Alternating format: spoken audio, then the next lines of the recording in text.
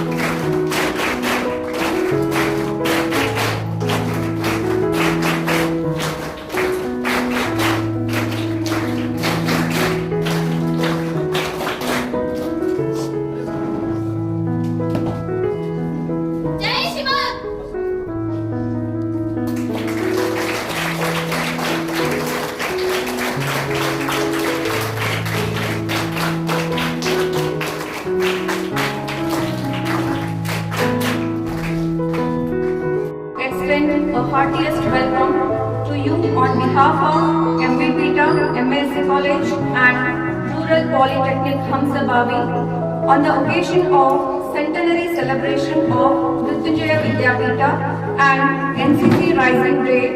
5/27 NCC Company in association with Youth Red Cross, NSS, Rovers and Rangers organizing tree plantation and voluntary blood donation camp.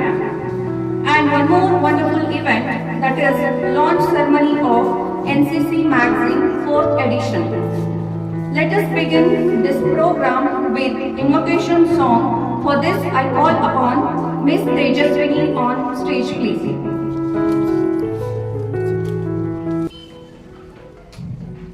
Gauri Nandana Gajanana, Gauri Nandana Gajanana, Girijanandana Niranjana, Girijanandana Niranjana, Parvati Nandana Shubhanana, Parvati Nandana Shubhanana.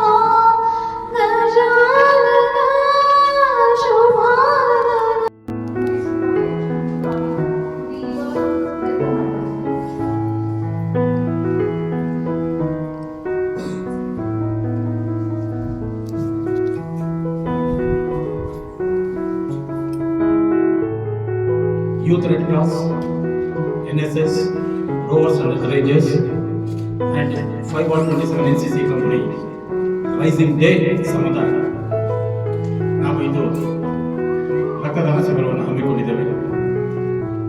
ಈ ಸಮಾರಂಭಕ್ಕೆ ಅಧ್ಯಕ್ಷತೆ ವಹಿಸಿರ್ತಕ್ಕಂಥ ಹಿರಿಯ ವಕೀಲರು, ನಮ್ಮ ಸಂಸ್ಥೆಯ ಕಾರ್ಯಾಧ್ಯಕ್ಷರಾದ Shri B ಕೆರಡಿ sir ಅವರನ್ನು ನಾನು ಎರಡು ಮಹಾವಿದ್ಯಾಲಯಗಳ ಪರವಾಗಿ, ಎಲ್ಲ ವಿಭಾಗಗಳ ಪರವಾಗಿ ಆತ್ಮೀಯತೆಯಿಂದ ಸ್ವಾಗತಿಸುತ್ತೇನೆ.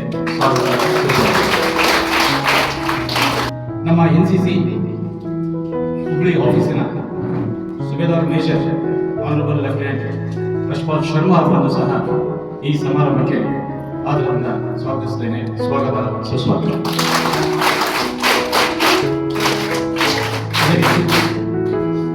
ಇಂದಿನ ರಕ್ತದಾನ ಶಿಬಿರದ ನಮ್ಮ ಹಾವೇರಿ ಜಿಲ್ಲಾಸ್ಪತ್ರೆಯ ವೈದ್ಯಾಧಿಕಾರಿಯಾಗಿರ್ತಕ್ಕಂಥ ಡಾಕ್ಟರ್ ಬಸವರಾಜ್ H. ಕಡ್ವಾಲ್ ಅವರನ್ನು ಸಹ ಈ ಸಮಾರಂಭಕ್ಕೆ ಸ್ವಾಗತಿಸುತ್ತೇನೆ. ಸ್ವಾಗತ, ಸುಸ್ವಾಗತ.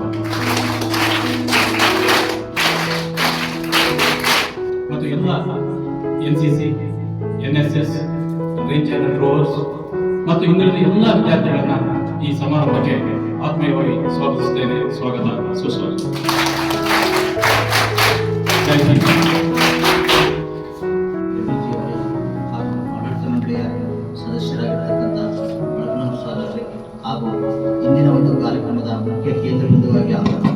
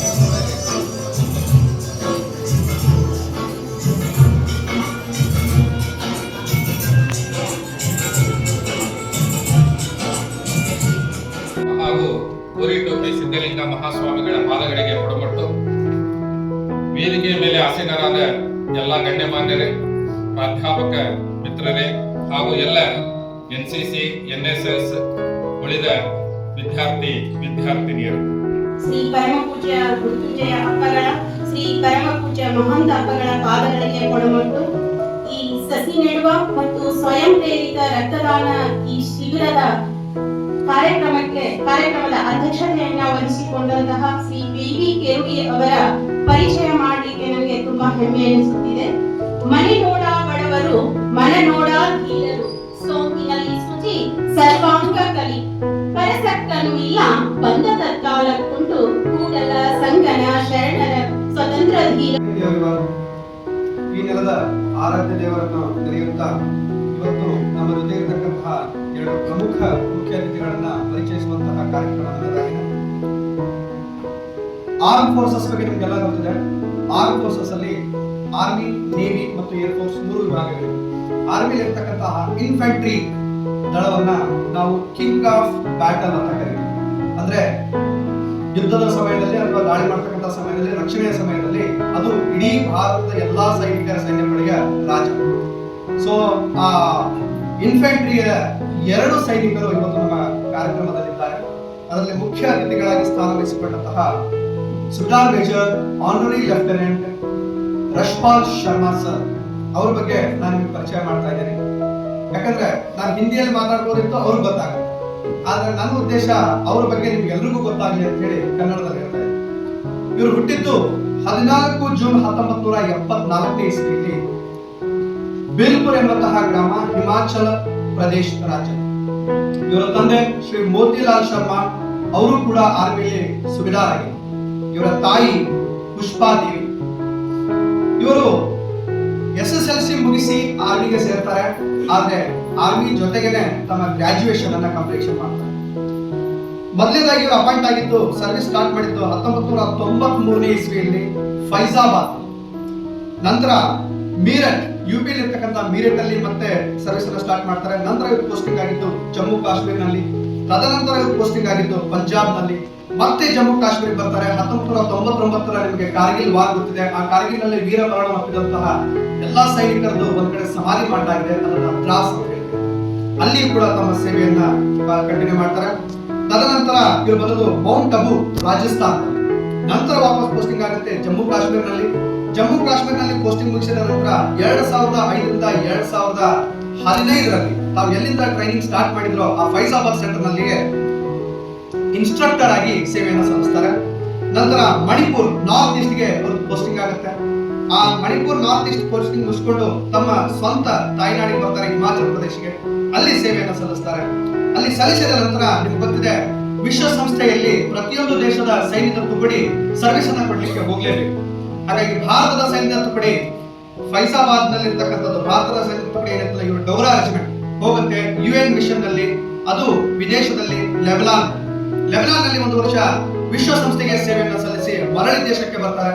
ವಾಪಸ್ ತಮ್ಮ ಅಂದ್ರೆ ಮಾತೃ ಸಂಸ್ಥೆ ಫೈಸಾಬಾದ್ಗೆ ಬಂದು ಆ ತಮ್ಮ ಸ್ವಂತ ಸಂಸ್ಥೆಯಲ್ಲಿಯೇ ಟ್ರೈನಿಂಗ್ ಸೆಂಟರ್ ನಲ್ಲಿ ಸೆಂಟರ್ ಕಮಾಂಡರ್ ಆಗಿ ಸುಬೇದಾರ್ ಮೇಜರ್ ಆಗಿ ಕೆಲಸವನ್ನು ಸ್ಟಾರ್ಟ್ ಮಾಡ್ತಾರೆ ಈ ನಮ್ಮ ರಶ್ಪಾಲ್ ಶರ್ಮಾ. ತದನಂತರ ಫೈಸಾಬಾದ್ ನಿಂದ ನೆಕ್ಸ್ಟ್ ಪೋಸ್ಟಿಂಗ್ ಆಗುತ್ತೆ NCC ಗೆ 27 ಕರ್ನಾಟಕ ಬಟಾಲಿಯನ್ NCC ಹುಬ್ಬಳ್ಳಿಗೆ ಬರ್ತಾರೆ. ಹೀಗೆ ಸುಮಾರು 33 ವರ್ಷಗಳ ಕಾಲ ಭಾರತೀಯ ಸೇವೆಯಲ್ಲಿ ಸೈನ್ಯದಲ್ಲಿ ಸೇವೆಯನ್ನು ಸಲ್ಲಿಸ್ತಾರೆ. ನನಗೂ ಮತ್ತೆ ಸುಬೇದಾರ್ ಮೇಜರ್ ರಶ್ಪಾಲ್ ಶರ್ಮಾ ಸರ್ ಅವ್ರಿಗೂ ಅತ್ಯಂತ ಆತ್ಮೀಯತೆ. ಯಾಕಂತ ಹೇಳಿದ್ರೆ ಫಸ್ಟ್ ಪೋಸ್ಟಿಂಗ್ NCC ಆಗಿ ನಮ್ಮ 27 ಕರ್ನಾಟಕ ಬಟಾಲಿಯನ್ಗೆ ಬಂದ ತಕ್ಷಣ ಫಸ್ಟ್ ಕ್ಯಾಂಪ್ ಅಲ್ಲಿ SM ಆಗಿದ್ರು. ಆ ಫಸ್ಟ್ ಕ್ಯಾಂಪ್ ಅಲ್ಲಿ ನಾನು ಅಡ್ಜುಟೆಂಟ್ ಆಗಿದ್ದೆ. ಹಾಗಾಗಿ ಅವ್ರದ್ದು ಎಷ್ಟು ಸರ್ವಿಸ್ ಆಗಿದೆ ಭಾರತೀಯ ಸೇನೆಯಲ್ಲಿ ಅಷ್ಟು ನನಗೆ ವಯಸ್ಸಾಗಿದೆ. ಸೊ ನನ್ನ ವಯಸ್ಸು ಅವರ ಸರ್ವಿಸ್ ಎರಡು ಒಂದಕ್ಕೊಂದು ಸಮ. ಹಾಗಾಗಿ ಅವರು ನಮಗೆ ತುಂಬಾ ಬಾಂಡಿಂಗ್ ಉಳ್ಕೊಂಡ್ಬಿಡ್ತು. ಅವರಿಗೆ ಆಗಸ್ಟ್ 15 2024 ಮೊನ್ನೆ ಆಗಸ್ಟ್ 15ಕ್ಕೆ ಆನರರಿ ಲೆಫ್ಟಿನೆಂಟ್ ರ್ಯಾಂಕ್ ಅವ್ರಿಗೆ ಸಿಗುತ್ತೆ ಗೌರವಪೂರ್ವಕವಾಗಿ. ಈಗ ಇದೇ ವರ್ಷ 2024 ಡಿಸೆಂಬರ್ 31ಕ್ಕೆ ಸೈನ್ಯದಿಂದ ನಿವೃತ್ತಿಯನ್ನು ಹೊಂದ್ತಾ ಇದ್ದಾರೆ. ಈ ನಮ್ಮ ಕಾಲೇಜಿನಲ್ಲಿ ಇವರದು ಅಫಿಷಿಯಲ್ ಆಗ್ತಕ್ಕಂತಹ ಕೊನೆಯ ಕಾರ್ಯಕ್ರಮ. ಅವರು ನವೆಂಬರ್ 30ಕ್ಕೆ ನಮ್ಮ ಬಟಾಲಿಯನ್ ತೆರಳುತ್ತಾರೆ. ಡಿಸೆಂಬರ್ 31ವರೆಗೆ ತಮ್ಮ ಫೈಸಾಬಾದ್ ಸೆಂಟರ್ ಅಲ್ಲಿ ಹೋಗಿ ಸರ್ವಿಸ್ ಅನ್ನು ಮುಗಿಸಿ ರಿಟೈರ್ಡ್ ಆಗ್ತಾರೆ. ಅವರ ನಿವೃತ್ತಿ ಜೀವನ ಉತ್ತಮವಾಗಿರ್ಲಿ ಅಂತ ಹೇಳಿ ನಮ್ಮ ಸಂಸ್ಥೆಯ ಪರವಾಗಿ, ನಮ್ಮ MCC ಘಟಕದ ಪರವಾಗಿ ಶುಭ ಕೋರುತ್ತಾ ಅವರಿಗೆ ಮತ್ತೊಮ್ಮೆ ಕಾರ್ಯಕ್ರಮಕ್ಕೆ ಸ್ವಾಗತ ಮಾಡಿಕೊಳ್ಳುತ್ತಾರೆ. Welcome sir and Jai Hind for your marvelous and fantastic journey in Indian Army.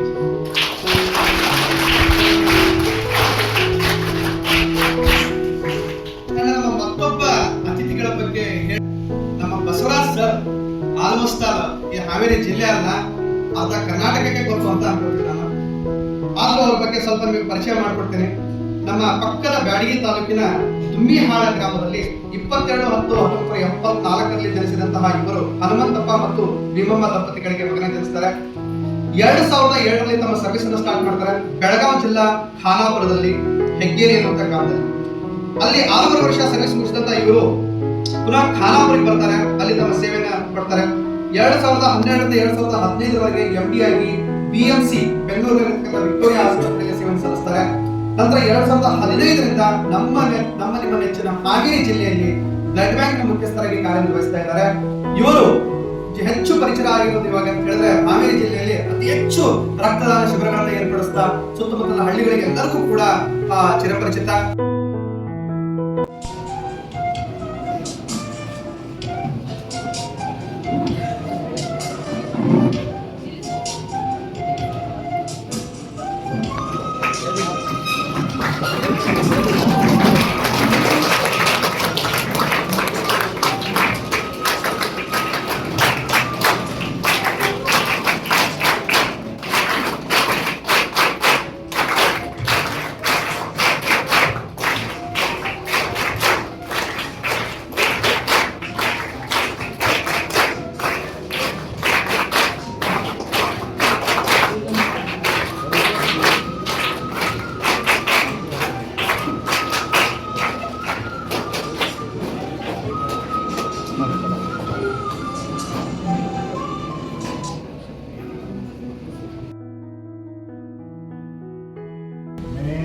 Institution के जो मैनेजमेंट के हेड है उनका, प्रिंसिपल साहब, NCC अफसर्स और जो दो संस्थाएं और यहाँ पे हैं NSS या रिजर्व, उन सबका स्नेह और प्यार या आभार व्यक्त करता हूँ जिन्होंने यहाँ मुझे बोलने के लिए कुछ आग्रह किया। इंसान के पास लाइफ में बोलने के लिए तो बहुत कुछ होता है और मेरे से ज़्यादा एक्सपीरियंस लोग यहाँ बैठे हुए हैं। मेरे रोल मॉडल यहाँ पे हैं। मैं भी चाहता हूँ कि मैं 88 लाइफ जीऊँ। साहब यहाँ 88 ईयर के हैं, तो मैं तो आपसे यही, पहले तो आपको यही सीखो या इनको रोल मॉडल चुनो या एक मेंटल सेट देखो कि कैसे ये 88 ईयर्स सर्वाइव कर रहे हैं। आजकल एनसीसी डे के ऊपर कुछ चीजें हैं जिसमें हम लोग करते हैं या हमें करनी चाहिए, लेकिन ग्राउंड लेवल के ऊपर एग्जीक्यूट नहीं होती है। उसमें एग्जीक्यूट करने की रिस्पॉन्सिबिलिटी हर संस्था की होती है, लेकिन घर से, परिवार से, स्कूल या कॉलेज, यहाँ स्कूल के बच्चे भी हैं, कॉलेज के भी हैं, साथी हैं तुम्हारे आपस में, या एक दूसरे की प्रॉब्लमों को लोग जानते हैं, उनको सही रास्ते पे ला सकते हैं। ಜನ್ಮ ನೀಡಿದ ತಂದೆ ತಾಯಿಗೆ ನೆನೆಸುತ್ತಾ, ಕಲಿಸಿದ ಗುರುಗಳಿಗೆ ನಮಸ್ಕರಿಸುತ್ತಾ, ಈ ಒಂದು ಸುವರ್ಣ ಅವಕಾಶವನ್ನು ನೀಡಿದಂತಹ ಮೃತ್ಯುಂಜಯ ಪೀಠಕ್ಕೆ ನಾವೆಲ್ಲರೂ ಚಪ್ಪಾಳೆ ಮುಖಾಂತರ ಅಭಿನಂದನೆ ಹೇಳೋಣ.